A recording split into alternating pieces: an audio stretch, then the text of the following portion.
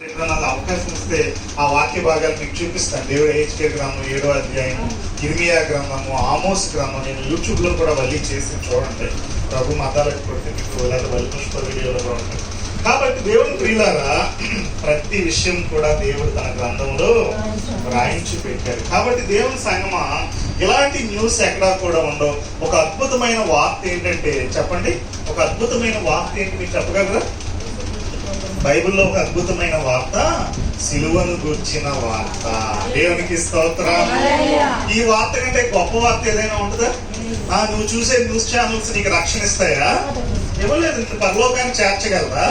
ఇంకా నీలో భయాన్ని కలిగిస్తే కొన్నిసార్లు కొన్ని ప్రమాదాలు, కొన్ని విషయాలు చూస్తూ ఉంటే మనకి ఇంకా లేని కొన్ని భయాలు మనలో కలిగిస్తూ ఉంటాయి. కానీ ఈ వార్త, సిలువను గుర్చిన వార్త చదివినప్పుడు మనలో భయాన్ని తొలగిస్తుంది, భయాన్ని పారద్రోలుద్ది.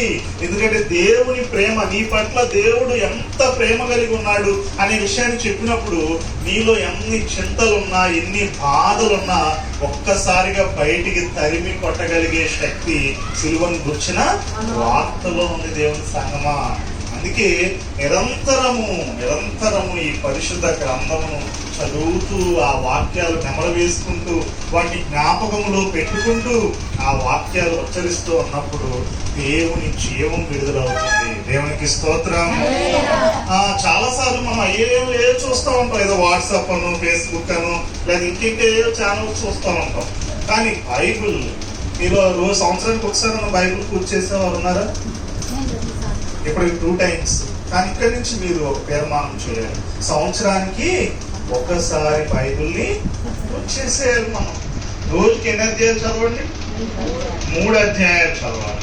ఆదివారం 5, రోజు ఏమో 3, ఆదివారం 5 చదివితే డిసెంబర్ 31కి ఏం పూర్తవుతుంది? బైబిల్ కదండి. ఏదో చదువుకుంటూ వెళ్ళిపోవటం కాదు, కానీ సమయాన్ని దానికి కేటాయించి ఒక 2 గంటలు, 1 గంటన్నర, ఒక 3 hours సమయం కేటాయించి బైబిల్ని ధ్యానిస్తూ చదవండి. అందులో ఉండే ఆనందం అంతా ఇంత. కీర్తన ఒకటి చెప్పగలరు కదా, యెహోవా ధర్మశాస్త్రం నందు ఆనందించుచు దివారాత్రులు దాన్ని ధ్యానించేవాడు ధన్యుడు. అతను ఎలా ఉంటాడంట?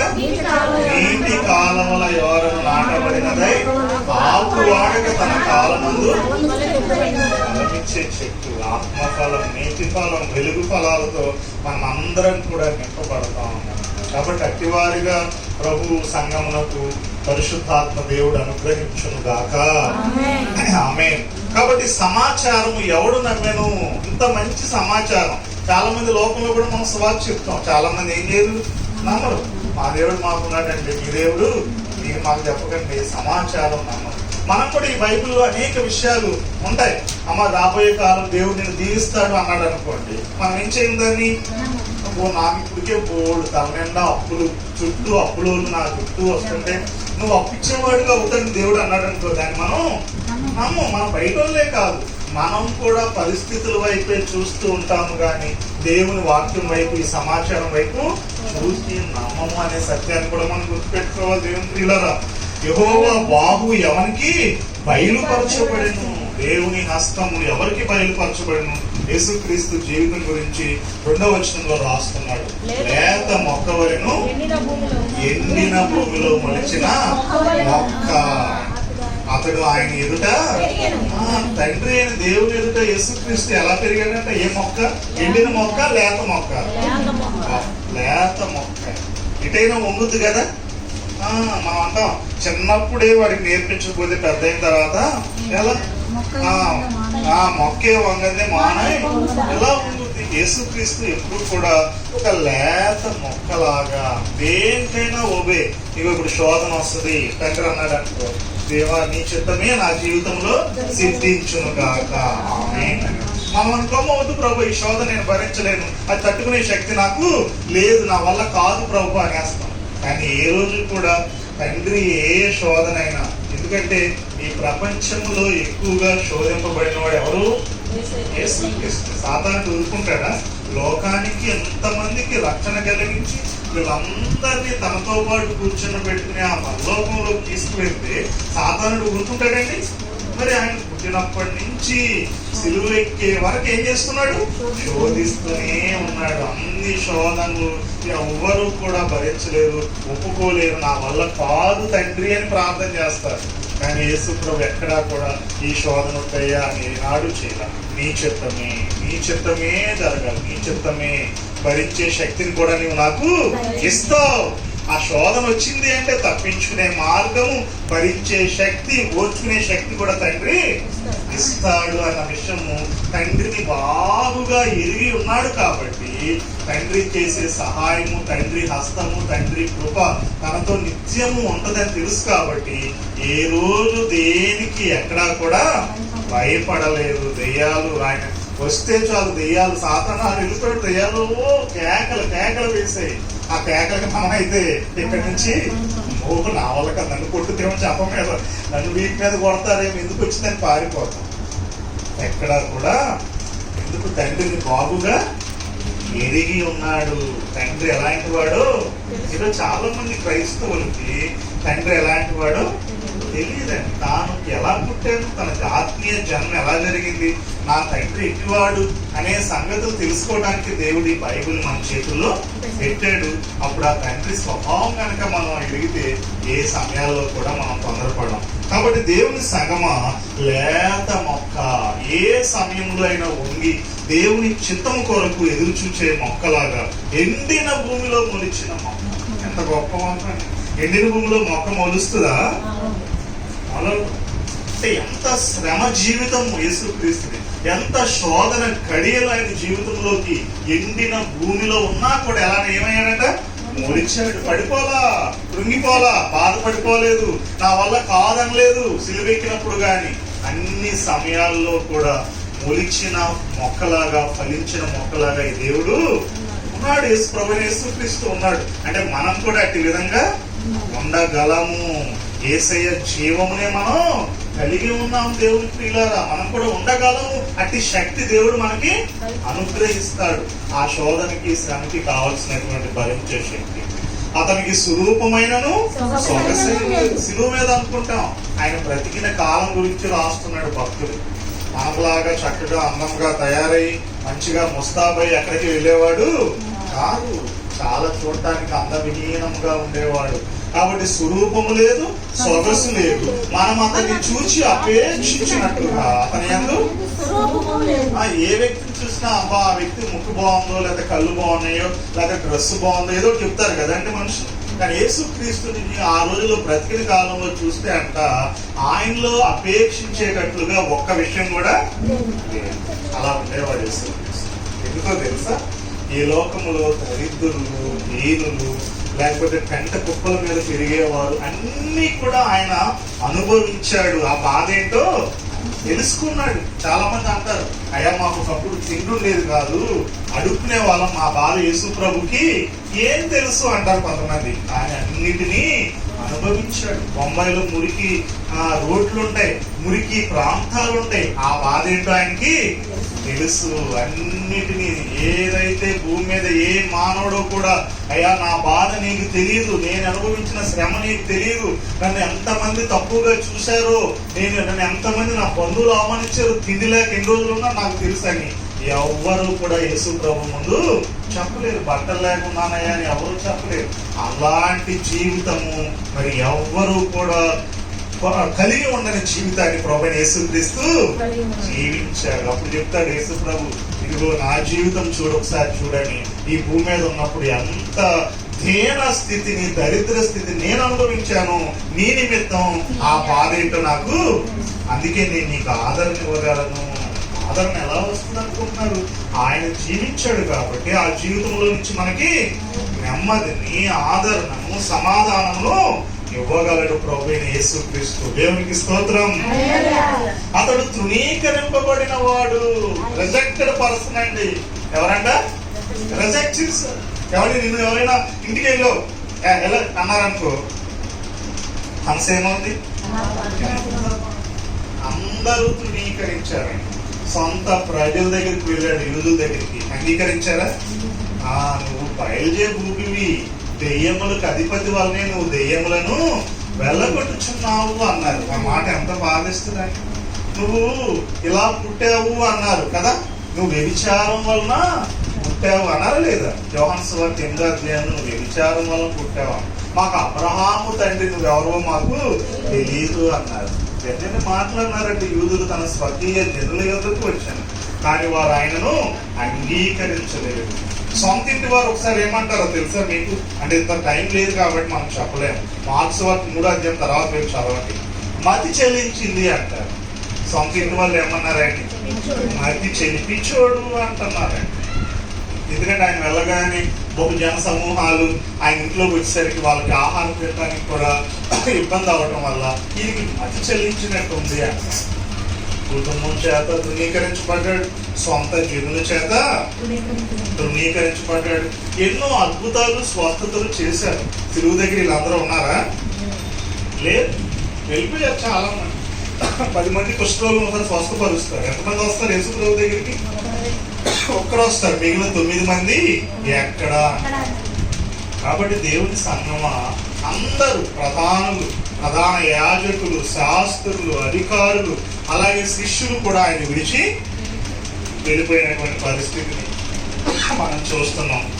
బహుశా మనల్ని మీలో ఇంతమంది అందరూ తృణీకరించిన వ్యక్తులు ఎవరైనా ఉన్నారా మీలో? ఇక్కడ మమ్మల్ని అందరండి బంధువులు అందరూ తృణీకరించారు. అందరు బంధువులు మొత్తం, అలాగే ఇరుగు పొరుగు వారు నన్ను తృణీకరించారండి. ఇక అసలు నా మొహమే ఎవరు చూడరు అన్నవాళ్ళు బహుశా ఉండరేమో అనుకున్నాను. అంత అధికమైనటువంటి శోధన దోష మనకెవరికి? మనుష్యుల వలన విసర్జింపబడ్డాడు. మనుషుల వలన ఏం చేయబడ్డాడంట? విసర్జింపబడిన వాడు అంటారు. వ్యసనాక్రాంతుడుగా, వ్యాధి అనుభవించిన వాడుగా, మనుషులు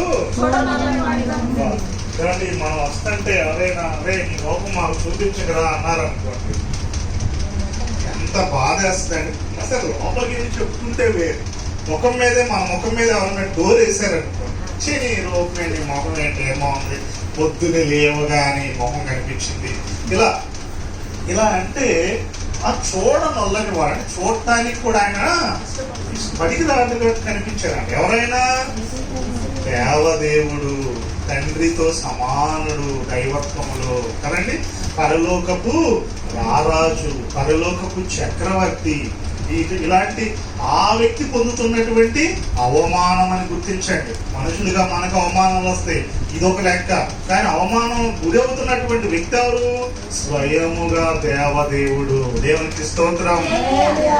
కానీ మనుషులు చూడనొల్లని వాడు. ఎంత మాట్లాడండి, ఈ సిలువు మీద కాదు, ఆయన బ్రతికిన కాలంలో మనం అనుకుంటాం బహుజన సమూహాలు ఆయన తిరిగారు, కానీ చాలా మంది ఈయన అసలు చూడటానికి కూడా పనికిరాడు, ఈయన చూస్తే ఒక వ్యాధి అనుభవించిన వాడిలాగా, ఏదో ఒక భయంకరమైన వ్యాధి వచ్చిన వ్యక్తిలాగా కనిపిస్తున్నాడు, ఏదో ఒక వ్యసనాక్రాంతుడుగా కనిపిస్తున్నాడని ఆ రోజుల్లో ప్రజలు ఆయన గురించి అనుకున్నటువంటి మాటలను ఇక్కడ యెషయా రాస్తున్నాడు. అతడు తృణీకరింపబడిన వాడు కనుక మనం అతన్ని ఎన్నిక కూడా చేయం. మనం అనుకుంటా ఉంటాం చాలా సార్లు, అబ్బా యేసుప్రభు ఉన్న కాలంలో నేనుంటే ఎంత బాగుండేది, నేను కూడా ఒక మక్కలేని మరియలాగానో, లేకపోతే మార్తలాగానో, లేకపోతే ఇంకా మరొక వ్యక్తిలాగానో, ఆయనతో పాటు ఒక శిష్యుడుగా ఉండి ఆయనతో పాటు ఆయన నడిచినటువంటి ప్రాంతాల్లో నేను కూడా నడిచుంటే ఎంత బాగుండేది అంటారు. కానీ ఆ రోజుల్లో నువ్వు ఉంటే నువ్వు ఖచ్చితంగా ఆయన్ని అంగీకరించవు, నువ్వు కూడా తృణీకరిస్తావు, నువ్వు కూడా విసర్జిస్తావు. ఈయన మొహం చూడటానికి కూడా పనికి రాని వ్యక్తి అని ఆ రోజు నువ్వు తీర్మానం చేసుకుంటావు. ఎందుకంటే అతడు తృణీకరింపబడ్డాడు కనుక మనం అతన్ని ఎన్నిక చేయం. ఈ రోజుల్లో కూడా మొహం అంతా చండాలంగా ఉండి కాలిపోయింది అనుకో, చూస్తాం మనం, మచ్చలు ఉన్నాయనుకో మొహం నిండా, చూడలేము మనం. బాగా ఈ మొహం చూడటం చక్కగా గ్లో వెలుగుతుంది అనుకోండి, వాళ్ళు ఏం చేస్తా ఉంటాం, అలాగూ చూస్తూ ఉంటారు. కాబట్టి యేసుక్రీస్తు తృణీకరింపబడిన వాడు, రిజెక్ట్ చేయబడినటువంటి వ్యక్తి కాబట్టి ఎవరు కూడా ఆయన ఏం చేయలేదంటండి, ఎన్నిక చేయలేదు. మరి ఎవరిని ఎన్నిక చేశారు చెప్పండి? ఎవరిని ఎన్నిక చేశారు? ఎవరిని ఎన్నిక చేశారు ఆ రోజుల్లో? యేసుక్రీస్తుని ఎన్నిక చేయాల. ప్రజలందరూ కూడా ఆ రోజు శాస్త్రుల మాట విన్నారు కదా, ప్రధాన యాజకుల మాట విన్నారు, పరిసయ్యుల మాట విన్నారు, ప్రజల పెద్దల మాట విన్నారు. వాళ్ళందరూ కూడా ప్రేరేపించారు. ఇదిగో యేసు ప్రభుని సిలువ వేయకుండా ఈ సమయంలో అడ్డుకుంటారు కాబట్టి ఈ వ్యక్తి కాదు, మళ్ళీ మీరందరూ కూడా ఆ వ్యక్తిని కోరండి అంటారు. ఎవరైనా బరప్ప చాలా మంచి వ్యక్తి, ప్రజలకి ఏమన్నా వెలిగించేవాడా? ఎలాంటి వాడు? దొంగ. ఒక నరహత్య నిమిత్తము, పట్టణంలో చెలరేగిన హింస నిమిత్తము, ఒక ఖైదీగా ఒక చెరసాల్లో ఉన్నటువంటి ఒక బందిపోటు దొంగ లాంటి వాడు. అటువంటి వ్యక్తిని ప్రజలు ఎన్నుకున్నారు. చూడండి, యేసు ప్రభు ఇక్కడ ఉన్నాడు. పట్టణం భయంకరమైనటువంటి పాపము, ఒక ఘోర పాప అయినటువంటి వ్యక్తి. వీళ్ళిద్దరినీ సెలెక్ట్ చేయాల్సి వచ్చినప్పుడు ఆనాటి యూదులు, అన్యులైనటువంటి మనము గాని సమరయులు గాని ఎవరిని సెలెక్ట్ చేసాం? బరబ్బని. ఈరోజు యేసుక్రీస్తుని నమ్ముకున్నాము అంటే ఇది మన విధానము కాదు, దేవుని యొక్క కృపచేత క్రీస్తుని మనం అంగీకరింప చేశాడు పరిశుద్ధ ఆత్మదేవుడు. దేవునికి స్తోత్రం. మనం అందరం అక్కడ యూదులే కాదు, యూదులతో పాటు మన అందరం కూడా అక్కడ ఉన్నాం. అందుకే అతడు తృణీకరింపబడిన వాడు కనుక మనము అతనిని ఎన్నిక చేయకపోతే, మనము అంటున్నాడు ప్రవక్త ఉన్నాడు. ఆ టైంలో యెషయా చనిపోయాడు, కానీ అందరం కూడా ఆయన్ని మనం ఎన్నిక చేయాలి. ఈ లోకమంతా కూడా యేసుక్రీస్తుని తృణీకరించి గొప్ప ఘోర పాపి సాతానుడే డైరెక్ట్ సంబంధం అయినటువంటి బరబ్బని మనం ఎన్నిక చేసినటువంటి దుర్మార్గత, కనీసము ఆత్మీయ నేత్రాలు కొద్దిగా కూడా వెలిగించని గుడ్డివారిగా మనం, చెవిటివారిగా, మూగవారిగా మనం ఉన్నాం. ఈరోజు పాటలు పాడుతున్నామంటే యేసయ్యా అని పరిశుద్ధ ఆత్మదేవుడు మన ఆత్మీయ నేత్రాలని వెలిగించడం వల్ల అప్పుడు మనకి యేసయ్యే నిజదేవుడని, ఆయనే రక్షకుడు అని, పరలోకపు రారాజని, ఆయనే స్నేహితుడని మనకి అర్థమవుతుంది. దేవుడు ఇంకేమంటున్నాడండి? ఎంత ఘోర పాపాలు చేసిన మనకి యేసు ప్రభు సిలువెక్కినప్పుడు ఏం చేస్తున్నాడంటండి? నిశ్చయముగా అతడు మన రోగములను భరించెను, మన వ్యసనములను వహించెను. దేవునికి స్తోత్రం. ఈ మాట నాకు చదువుతున్నప్పుడు ఎంత ఆనందం వేస్తుందంటే, మనమేమో ఏం చేస్తున్నాం చెప్పండి? మనందరం ఏం చేస్తున్నాం చెప్పాలి? ఏం చేస్తున్నామమ్మా మనం? చెప్పాలి, ఏం చేస్తున్నాం మనం? సిలువ దగ్గర ఉన్నాం. సిలువ ధ్యాన కూడికలే కదా, సిలువ దగ్గర ఉన్నాం మన అందరం కూడా. యేసు ప్రభు కూడా ఇక్కడ ఉన్నాడు కదా, అక్కడ పొంతు పిలాతు ఉన్నాడు, ఇటు శాస్త్రులు ఉన్నారు, పెద్దలు ఉన్నారు, ప్రధాన యాజకులు ఉన్నారు, ప్రజలందరూ ఉన్నారు. లోకం అంతా సిలువ దగ్గర ఉంది. అంటే సిలువ దగ్గర జరుగుతున్నటువంటి తీర్పు అన్నమాట. మనం అందరం కూడా ఏం చేస్తున్నాం చెప్పాలి? ధృవీకరిస్తున్నాం, ఇంకా ఇంకేమన్నాం? విసర్జిస్తున్నాం, పనికిరాని వాడు అంటున్నాం. ఎవరు కావాలని కోరుకుంటున్నామమ్మా మనందరం? దొంగని, ఒక నరహంతకుడిని, చెరసాల్లో ఉన్నవాడిని. రోడ్డు మీద ఒక ఎవరన్నా రోడ్డు ఎందుకు చూస్తాం మనం? అంటాం కదా. కానీ అలాంటి వాడిని ఎన్నిక చేసి అత్యంత పరిశుద్ధిని మనం ఎన్నిక చేయనంత దుర్మార్గముగా మనం ఉన్నామా లేదా? మేమేం దుర్మార్గులం అండి, మేము చాలా మంచి వాళ్ళు అంటారు కొంతమందికి. అసలు వాళ్ళ స్థితి ఏంటో వాళ్ళకి తెలియదు. అందుకే దేవుడు ధర్మశాస్త్రాన్ని ఇచ్చాడు, నువ్వు ధర్మశాస్త్రాన్ని పాటించుడు అంటాడు. ఎప్పుడైతే నువ్వు ధర్మశాస్త్రాన్ని పాటించావో అప్పుడు నీ యొక్క స్వభావం ఏంటో నీకు అర్థమవుతుంది. నువ్వు ఎంత భయంకరుడు, నీ శరీరం ఎంత దురాశలతో నింపబడిందో, నీ శరీర కార్యాలు బయటికి వస్తూ ఉన్నప్పుడు నేను ఎంత చెడ్డవాడినా, నేను ఎంత భయంకరమైన ఘోరపాపినా, మరి ఇంత ఘోరపాపిని ఎవరు రక్షించగలరు అన్నప్పుడు అప్పుడు దేవుడు చెప్తాడు, నేను నీకు రక్షించగలను. యేసయ్య ప్రత్యక్షమవుతాడు. బట్ అంతటి ఘోర పాపులు యేసయ్య మాకు అవసరము లేదు అని యేసయ్యని మనం తృణీకరించి విసర్జించి, వద్దు మాకు ఇతనే కావాలి, ఇతని మాత్రం ఏం చేయండి? సిలువ వేయండి అని అందరం ఏం చేసాం మనం? సిలువ వేయమని చెప్పాలి. బైబిల్లో సువార్తలు చదువుతారు కదా, మీరు బాగా చదివేశారు. వేయము అని కేకలు వేశాం. ఏం వేసామంట?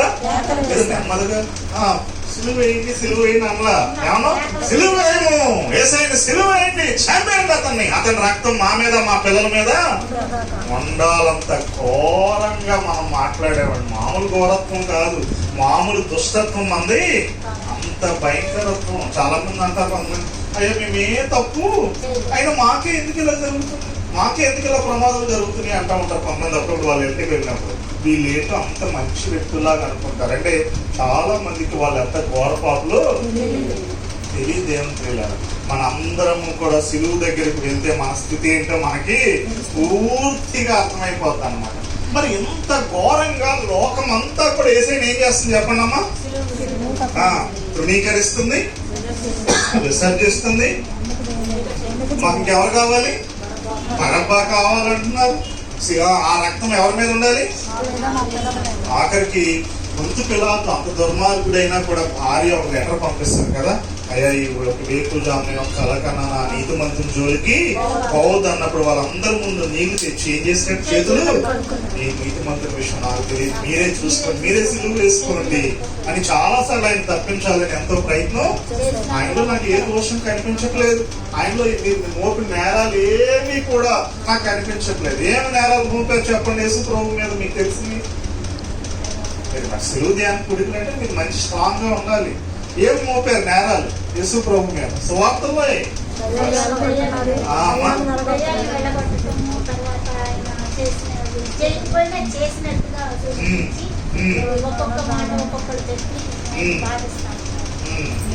ఎందుకంటే న్యాయమూర్తి మధ్య సిలువ వేయాలి అంటే కరెక్ట్ గా దాని చేసిన తప్పు కూడా కనపడాలి. అంత తప్పు కనపడితే న్యాయమూర్తి ఏం చేస్తాడు? శిక్ష విధిస్తాడు. మరి ఎలాంటి నేరాలు మోపారు? శాస్త్రులు తెలివి తక్కువలు కాదు.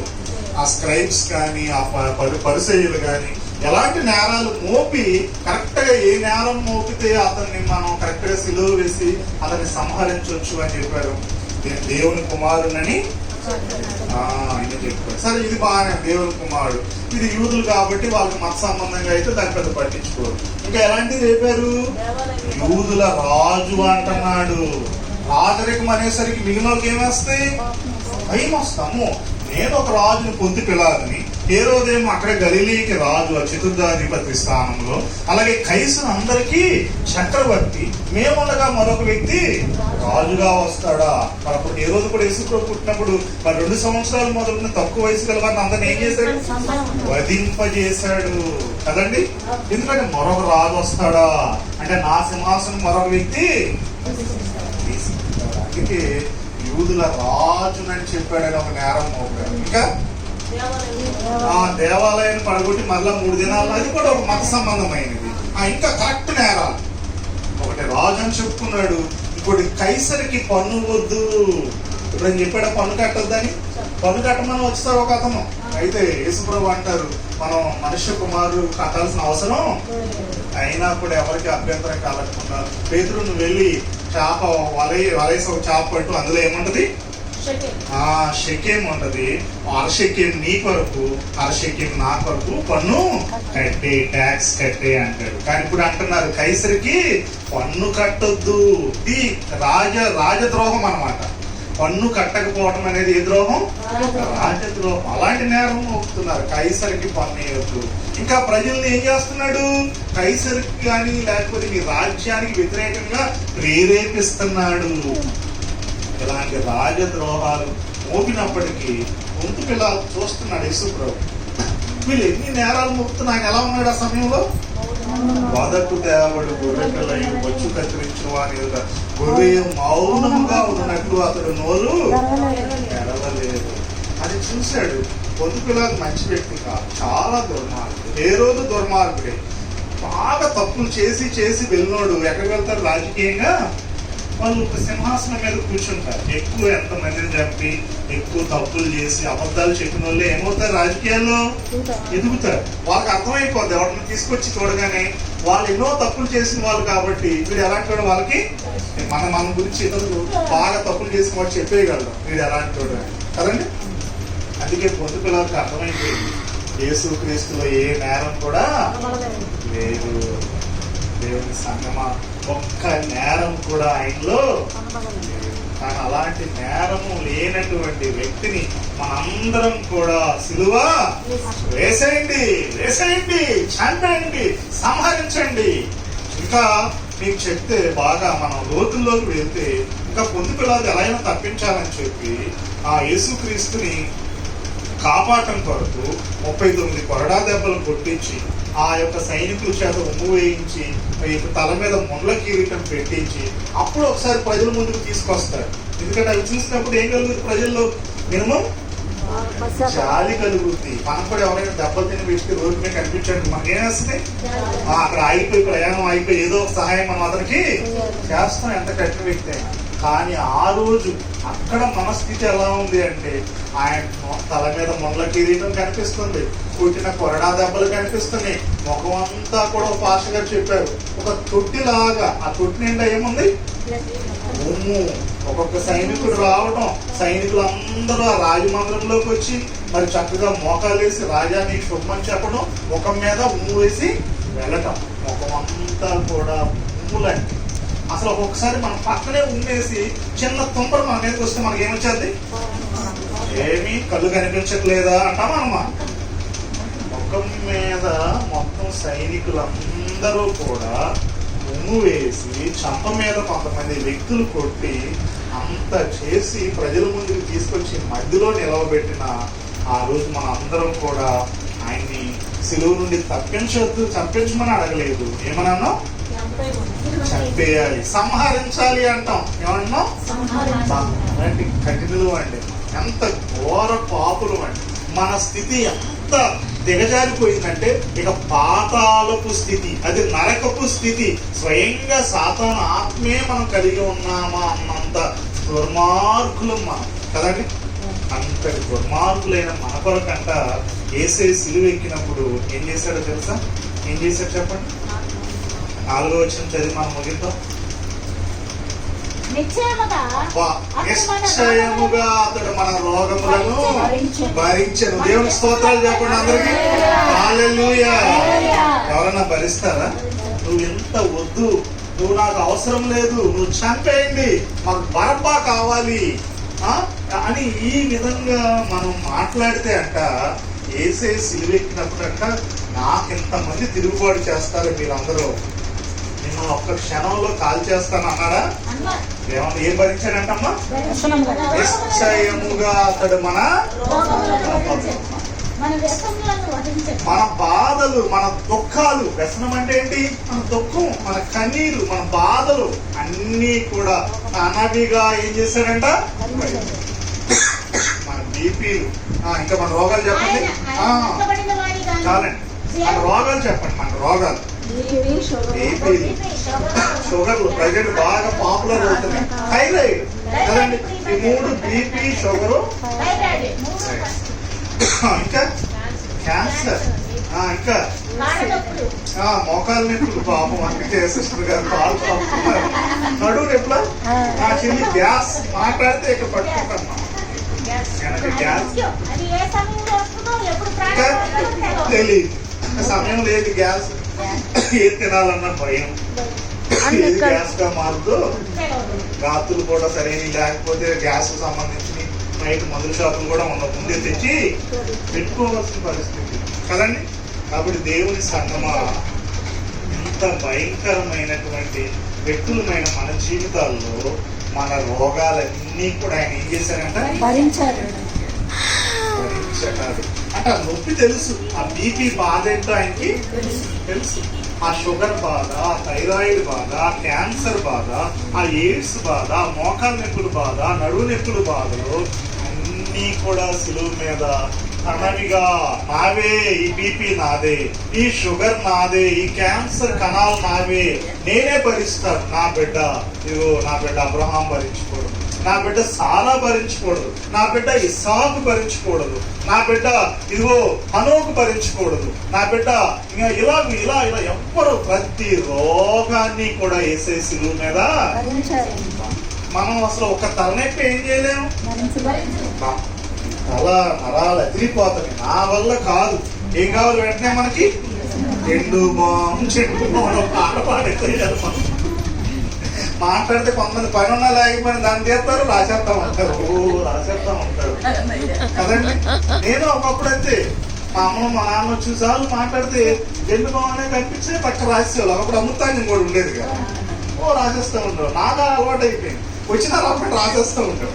ఒక అక్క అన్నారు, బాబు నీకు అవసరం ఉంటే రాయి, లేకపోతే రాయితే. ఆ మాట నిజంగా మాట చాలా పవర్ఫుల్ కదండి. ఆ రోజు నుంచి ఈ రోజు ఒక రాయండి నేను. దేవునికి స్తోత్రం. ఎంత నాకు ఇప్పటికీ కొన్ని హెడేక్ ఉంటుంది అన్నమాట. బాగా ఒక్కొక్కసారి బాగా హెడేక్ వస్తూ ఉంటుంది అంట, సైనోసిస్ వల్ల. ఎంత తలనొప్పి అంటే బాబు ఈ తల పగులుద్దా అన్నట్టు ఉంటుంది. కొద్దిగా మొహం గడుపున సింక్ మీదే ఇలా చేతులు పెట్టి, తండ్రి ఇక నా వల్ల కాదు ప్రభు, నేను దీన్ని భరించలేను అని ఒక 5-10 నిమిషాలు అనుకోగానే తలనొప్పి అలా మటుమాయం అయిపోతండి అనొచ్చు అనమాట. యేసు నామములో ఆమె నిజంగా దేవుని పిల్లరా, నిశ్చయముగా అతడు మన రోగములను షూర్. మనం కొన్నిసార్లు చెప్తా ఉంటాం, నేను చెప్పేది నిజమండి, ఖచ్చితంగా మాట్లాడుతాను, నేను అబద్ధం. కాబట్టి దేవుని సహనమా, నీ ప్రతి రోగాన్ని యేసయ్య నాకు తెలుసా, నేను అనుభవించాను. ఎందుకో తెలుసా, నాకు 27-28 సంవత్సరాలకి హై బీపీ వచ్చింది. హై బీపీ ఎప్పుడు 160/100 ఉండేది, 170 టెన్షన్ పడితే ఎక్కువ ఉండేది, ఆయాసం ఉండేది. ఈ చెల్లి చెప్పినట్టు గ్యాస్ అయితే ఇడ్లీ తిన్నా భయం వేసేదండి. ఇడ్లీ తినేటప్పుడు కూడా ఒక సిరప్ తాగేవాడు. పొద్దున్నే మనం పరగడుపునే గ్యాస్ టాబ్లెట్ వేసుకున్నాం కదా, ప్యాంట్ ఆఫ్ 40 పేర్లు వినే ఉంటాయి, ప్యాంటోజోల్ అని ఇవన్నీ. ఆ ప్యాంట్ ఆఫ్ 40 వేసేవాడు. ఒకసారి వేసినా భయం వేసేది, మళ్ళీ ఇంకోటి వేసేవాడు. ఒక చాలు పరగడుపు ఇదే ముందు ఒక అరగంట ముందు, పావు గంట ముందు వేస్తే సరిపోతుంది. అలాంటివి 2 వేసేవాడు. క్రెమాఫిక్ అన్నది అరిగేది కాదు, జీర్ణం అయ్యేది కాదు, మోషన్ ప్రాబ్లం. ఇక ఆయాసం, మెట్లు ఎక్కితే ఆయాసం. నేను లెక్చరర్, మాకేమో 3 స్టేర్లు ఉంటాయి. 3 స్టేర్లు మెట్లు కూడా చక్కగా ఎక్కడానికి ఉండవు, ఇలా కొండెక్కినట్టు ఉంటాయి. ఇక 3వ స్టేర్లో వెళ్తే ఏమొచ్చేస్తుంది, బీపీ ఉన్నవాడికి ఆయాసం. చైర్లో ఈ ఫ్యాన్ కింద ముందు ఇలా కూర్చుని పిల్లలకి ఏదైనా వర్క్ ఇచ్చి ఓ పావు గంట సేపు ఈ గుండె డబా డబా డబా డబా కొట్టుకుంటే అది తగ్గిన తర్వాత, చెమట తగ్గిన తర్వాత అప్పుడు బోర్డు మీద లెసన్ ప్రారంభించేవాడు.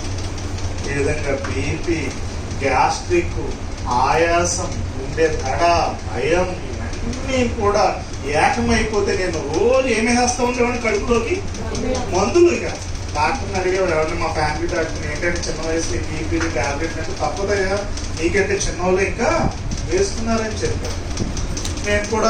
నేను అనుకునేవాళ్ళు ఫస్ట్ లో ఇది కూడా ఒక శోధన, ఇది కూడా ఒక శ్రమ, దేవుని కోసం ఇలా అనుభవిస్తున్నానేమో అనుకునేవాళ్ళు. ఒకసారి దేవుడు మాట్లాడారు, ఒక మాటే. ఏం మాట తెలుసా, అది ఒక టానిక్, ఒక సిరప్, ఒక ఇంజెక్షన్ అన్నట్టు మాట్లాడారు. నిశ్చయముగా నేను ఈ రోగములను, ఈ మాట పట్టుకున్నాను. అంతే, ఈ మాట నా హృదయంలో నాటాడు దేవుడు, పరిశుద్ధాత్మ దేవుడు నాటాడు. ఇక ఆ రోజు నుంచి నేను, ప్రభువా నీవు నా రోగాల్ని సిలువ మీద ఉన్నప్పుడే భరించావు, నేను నమ్ముతున్నా. ఈ బాగా శరీరం అంతా నొప్పి వచ్చేసేది, ఈ గ్యాస్ వలన శరీరం అంతా గొల్లైపోయేటట్టుగా ఉండేది. ఎక్కువ కాలం బ్రతుకుతాననే నమ్మకం కూడా నాకు లేదు. స్పాండిలైటిస్, మెడెత్తలేను, దించలేను, ఎత్తితే ఈ కొబ్బరి బొండాలు పట్టుకుని బరువు పట్టుకుంటే చాలు ఈ మెడనరాలన్నీ ఇబ్బంది పెట్టేది. ఈ నడుము, ఈ వెన్నుపూస అన్నీ కూడా ఇబ్బంది పెడతా ఉండేది. కానీ ఎంత ఇబ్బంది పెడుతున్నా ఒక మాట చెప్పేవాడిని, టాబ్లెట్ వేసుకునేవాడిని, ప్రభువా సిలువ మీద ఉన్నప్పుడే నా బీపీ బాధపడ్డాం, నా గ్యాస్ట్రిక్ నీ మీదకి వచ్చింది, నా యొక్క ఆయాసం నీ మీదకి వచ్చింది, అలాగే నా జీర్ణ సమస్యలు నీ మీదకి వచ్చాయి, నేను నమ్ముతున్నాను. అలాగే బల తీసుకుంటాం కదా, బల తీసుకున్నప్పుడు కూడా అవే మాటలు చెప్పేవాడిని. ఆ రొట్టెని తీసుకున్నప్పుడు, ప్రభువా ఇది నా రోగములను భరించినటువంటి నీ దేహం, నేను నమ్ముచున్నాను ప్రభువా. 2016 సంవత్సరం మే నెలలో ఒక గొప్ప అద్భుతం, దేవుడు నా పరిశుద్ధాత్మ అభిషేకం నాలోకి వచ్చేసింది. రోగాలు మొత్తం ఎగిరిపోయాయి, దేవునికి స్తోత్రం. ఎప్పుడు జేబులో బీపీ టాబ్లెట్ ఉండేది, ఎటినలాల్ 50 mg ఇప్పటికీ ఉంది నా దగ్గర. అప్పుడు కొని మిగిలిపోయే టాబ్లెట్స్ ఉంటాయి కదా, మనం ముందు ఎక్కువ కొనుక్కుంటాం కదా, ఆ షీట్ ఇప్పటికీ చాలా మందికి చూపిస్తున్నాను. Atenolol 50 mg, Pantop 40, Cremaffin, Digene, Gelusil, ఇలా చెప్పుకుంటూ పోతే ఎన్నో మందులు వాడాను. కానీ 2016 నుంచి ఈ దేహంలోకి ఏం వెళ్ళట్లేదు, ఎందుకంటే యేసయ్య దేహం మీదకి నా రోగాలు వెళ్ళాయి. అందుకే భక్తుడైనటువంటి యెషయా చెప్తున్నాడు, నిశ్చయముగా యేసయ్య నీ రోగములను, నిశ్చయము నమ్ము. మనం అప్పుడు నేను నమ్మనండి, ఈ గ్యాస్ పోద్దని నేను నమ్మను, ఎందుకంటే ఇప్పటికీ నా దేహం అంతా ఈ నొప్పితో బాధపడుతుంది. చాలా మంది నమ్మరు, అందుకని నమ్మరు కాబట్టి దేవుడు ముందు ఏం కొచ్చేసాడు, నిశ్చయముగా surely has bore our griefs and carried our sorrows. ఈరోజు ఎంతో ఆనందం. మెట్లు పరిగెడతా ఎక్కుతారు 2-3 స్టేర్లు, ఒక 2-3 కిలోమీటర్లు. ఏం చేయగలను? రన్నింగ్, నడక కాదు. ఇంకా ఇప్పుడు ఏం చేయాలి మనం? మీరందరూ కనుక చిన్నపిల్లలు కూడా పోటీ పెట్టి ఎవరు గెలుస్తారు? ఈ ప్రభు అనే వ్యక్తే గెలుస్తారు. కారణం ఆ రోగాలన్నీ నా ప్రభువైన యేసుక్రీస్తు సిలువ మీద ఉన్నప్పుడు ఆయన భరించడం. ఒకప్పుడు బ్యాగ్ లో టాబ్లెట్స్, జేబులో టాబ్లెట్స్, ఇప్పుడు ఏ టాబ్లెట్ నా దగ్గర లేదు. తర్వాత చాలా జరిగాయి. బండి పడిపోయింది కాలు మీద. ఈ బండి మీకు చెప్పక్కగా ఈ కాలు గురించి చెప్తే, నా స్టోరీ చెప్తా ఉంటే మీరు ఆశ్చర్యపోతారు. నా జీవితంలో కొన్ని జరిగిన విషయాలు. అయినా కూడా ఏది జీవితంలోకి వస్తున్నా, ఇప్పటికీ కొన్ని తలనొప్పి పని చెప్తాను, సైనోసిస్ ఇప్పటికే ఉంది. అయినా నా ప్రభు ఆ సైనోసిస్, ఆ తలనొప్పి బాధ కూడా సిలువ మీద ఉన్నప్పుడే నాది, నా బిడ్డది కాదు, ఇది ఎవరిది? నాది అని చెప్పి దాని యొక్క శిక్షను, బాధను ఆయన సిలువ మీద ఉన్నప్పుడు. కాబట్టి దేవుడి సంగమా, ఏదో సిలువ దేవుని కూడికలకు వచ్చి పైకి భక్తి గలవారి వలె ఉండి దాని యొక్క శక్తిని ఆశ్రయించిన క్రైస్తవులుగా ఉంటే అది వేస్ట్. నీ కొరకు అంత కష్టపడి సిలువ మీద యేసుక్రీస్తు ఇన్ని కార్యాలు చేస్తే, పాపపు శిక్ష, పాపాల శిక్ష అన్ని భరించి ఒక పరిశుద్ధ స్వభావం, నీతి స్వభావం, ఒక మంచి ఆరోగ్యం. యేసు ప్రభుకి లోకంలో ఉన్నప్పుడు ఏదైనా రోగాలు ఉన్నాయా? ఏం లేదు. కాబట్టి ఆయన మన రోగాలు ఆయన తీసుకున్నాడు, ఆయన ఆరోగ్యాన్ని. బిడ్డలారా, ఇక రోగాలు మీరు భరించకూడదు. సాతానుడు తెచ్చిన ఈ రోగాలు మీ జీవితంలో ఉండకూడదు. నేను ఎంత పరిపూర్ణ ఆరోగ్యవంతుడుగా ఉన్నాను, మీరు కూడా ఆరోగ్యంగా ఉండాలి. ఒకప్పుడు పాపము చేత, శాపాల చేత చచ్చిన వారు మీరు, సమాధులు మీరు, నరకపాత్రులు మీరు. ఇప్పుడు ఇక పాపం మీ మీద ఏలుబడి పరిశుద్ధ స్వభావం, నాలాంటి పరిశుద్ధత మీకు ఇస్తున్నాను, నాలాంటి నీతి మీకు ఇస్తున్నాను, నాలాంటి యథార్థత మీకు ఇస్తున్నాను, నాలాంటి ఆరోగ్యం మీకు అనుభవించాలి. సంఘముగా దేవుడు ఎందుకు పెట్టాడు అంటే, మనం ప్రార్థన చేస్తూ ఏ పాపంకైతే మనల్ని అపవాది ఏడవాలనుకుంటున్నాడో, మన శరీరం ఏడ్చాలని ప్రయత్నిస్తుందో, వాటన్నిటి మీద మనం సంఘముగా దాడి చేస్తే ఏదైనా మనకేమవుతుంది? లోబడుతుంది. దేవునికి స్తోత్రం. రోగాలు ఏం చేయాలి? ఇప్పుడు ఏమనాలి మీరు చెప్పండి? చిటికేయాలి. రోగం వచ్చింది అనుకోండి, గ్యాస్ ఇబ్బంది పడిపోతుంది అనుకో, ఎక్కడ ముందు షాప్ దొరుకుతుందో పరిగెత్తకుండా, అదైనా ఏది లోపల వేసేద్దామని దీన్ని తగ్గించేద్దాం, తర్వాత లోపల ఇంకోటి తయారు చేసి పెట్టు, అప్పుడు దానికి ఇంకో మందు వేయాలి కదా. ఏమనాలి? యేసు నామములో నోరు ముయ్యాలి. ఏమనండి? గ్యాస్ట్రిక్, యేసు నామములో నువ్వు నోరు ముయ్యి. యేసు ప్రభు ఆ యొక్క మరి యాయిరు కుమార్ చనిపోతే వెళ్ళి తలీకు తామి అన్నాడు. ఏమన్నాడు? చిన్నదానా లే, నీతో చెప్పుచున్నాను. డైరెక్ట్ గా అంతా చెప్పాడు. అలాగే నాయని విధవరాలు కుమారుడు చచ్చిపోయాడు. ఏమంటాడు? చిన్నవాడా లెమ్మని నీతో చెప్పుచున్నాను. డైరెక్ట్ గా చెప్పేయాలి, రోగంతో మాట్లాడాలి.